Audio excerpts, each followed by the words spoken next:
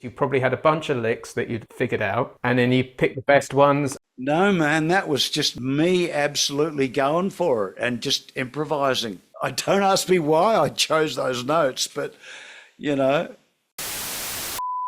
Hey, today I'm going to teach you the greatest fretless bass guitar intro ever and give you a completely free PDF download of it. I'll see you inside the video.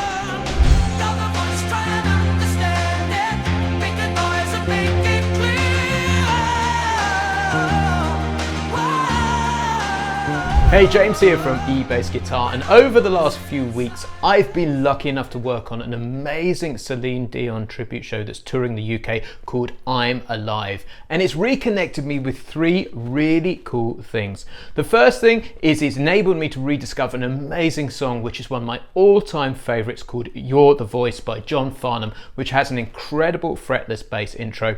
The second is it's reconnected me with my wonderful 4-string over water fretless bass. And the last one is enabled me to meet and connect with an incredible bass player in Australia called Roger McLachlan, who actually played the bass guitar intro to You're the Voice. So in today's video, I'm going to teach you the bass guitar intro to You're the Voice, and I'm going to give you some excerpts from an interview that I did with Roger so you can find out the history to this incredible bass part. I'm also going to give you a completely free PDF which you can discover in the description below this video. I'm also going to share a little bit of live footage of me playing the intro to You're the Voice live in Southampton at the end of this video, recorded on my iPhone. So today we're going to be showing clips of my interview with Roger McLachlan. If you'd like to see the full interview and clips of Roger actually playing You're the Voice solo, make sure you check out the full video, which is also on our YouTube channel. I'll put a link in the description below. So let's check out this incredible bass intro. Good evening, here is the news.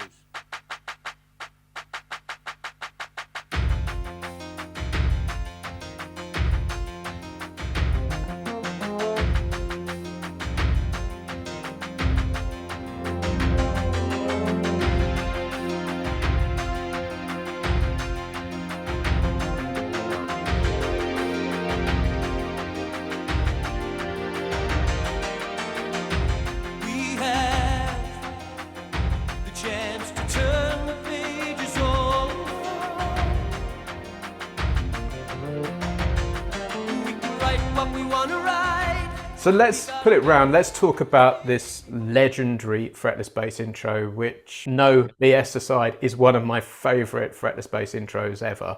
Was that a composed bass line or was it an improvised bass line?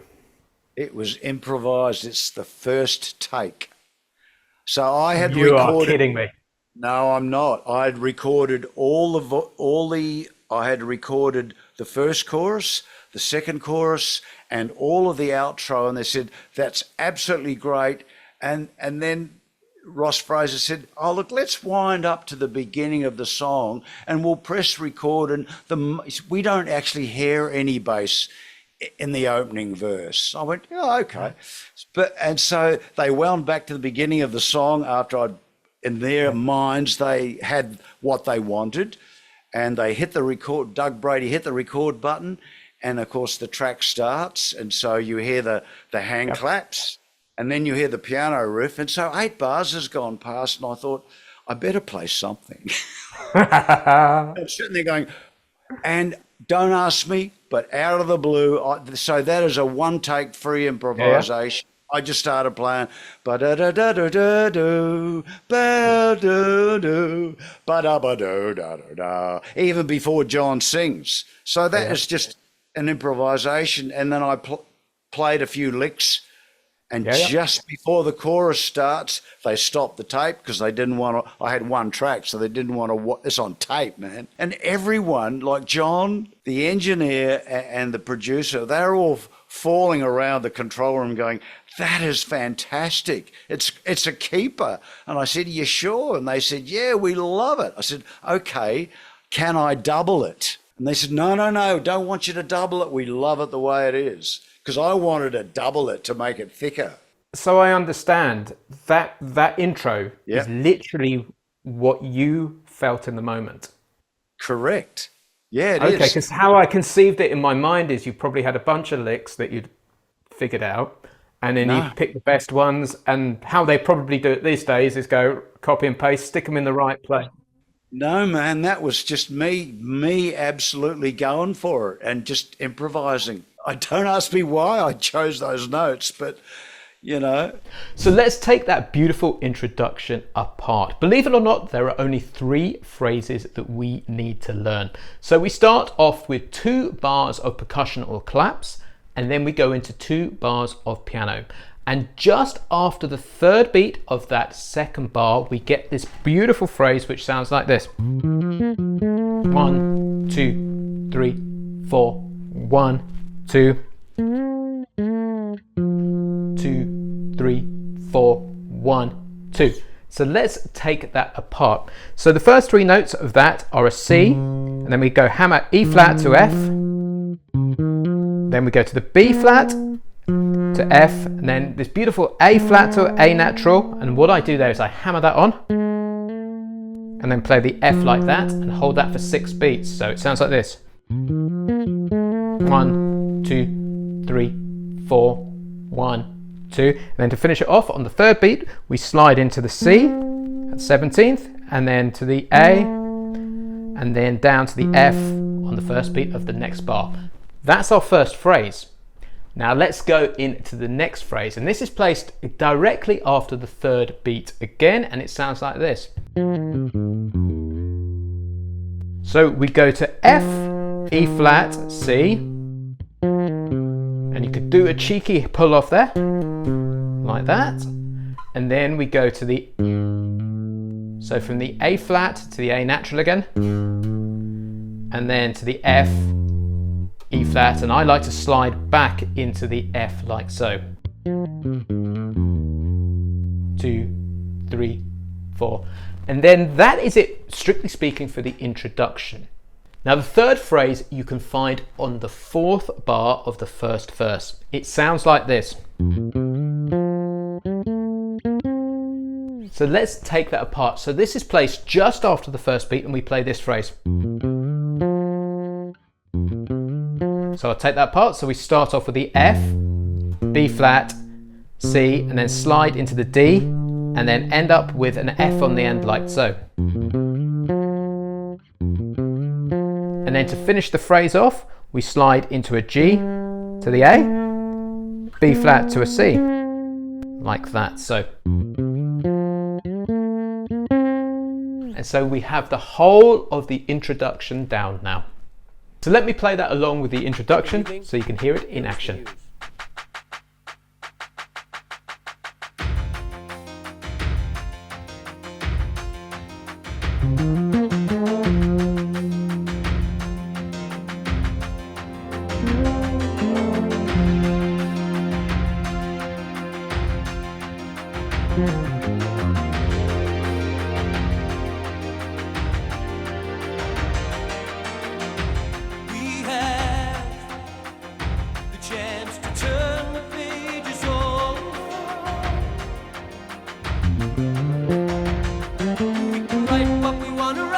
So what's absolutely blown me away about that is, first of all, your choice of notes, but then also the space that you leave, because they're 3 distinct, beautiful phrases. Yeah. And let's face it, every musician can get a bit overexcited, can't they? And fill every space, but it's almost, in my mind, the space is as beautiful as the notes. Oh, absolutely. Less is more, man. I mean, I spent a lifetime, even back in the 70s, but as a session musician, I'm always a session musician, musician. I'm always thinking, what's the least I can play to make this track work? Yeah, I could absolutely fill it up. In fact, I've been accused of that. I would go for a take and almost bass solo over the song. And the engineer or the producer would say, that's great, Roger, but save that for your solo album. In this case, they didn't. I just think I was just leaving a bit of space, a lick, let some other stuff happen, strings are swelling in, piano stuff, it's just, and it's the same. He started singing, and so I'm playing little licks in between. We had a chance to turn the pages over, ba-da-da-da-da-da-da-da-da, like playing in between his vocal, leaving space. So guys, I really hope you're enjoying this video and getting a ton from it. Got a really quick favor to ask. If you're not subscribed to the eBass Guitar YouTube channel and you want to see more content like this, please can you hit the red button, which is somewhere around this video, and this will mean you'll be the first to know when new lesson goes live. So please hit that red button, which is somewhere around this video. Now there's one more beautiful fretless bass phrase that Roger plays that I want to show you. This again is on the 4th bar of the 2nd verse this time. So check this out.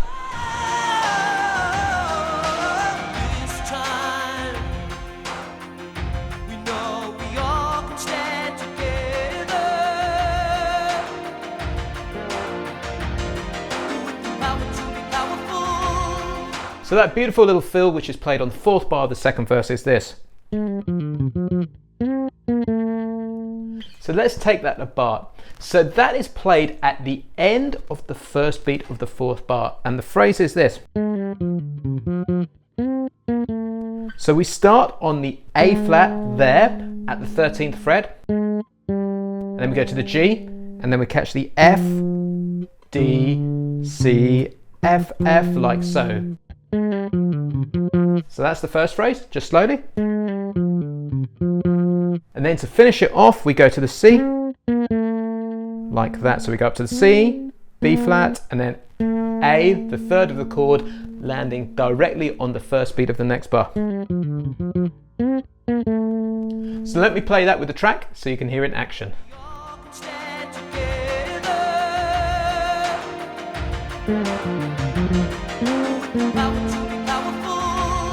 Okay, now here's the question that I've been thinking about this. This is the one question I've wanted to ask about this.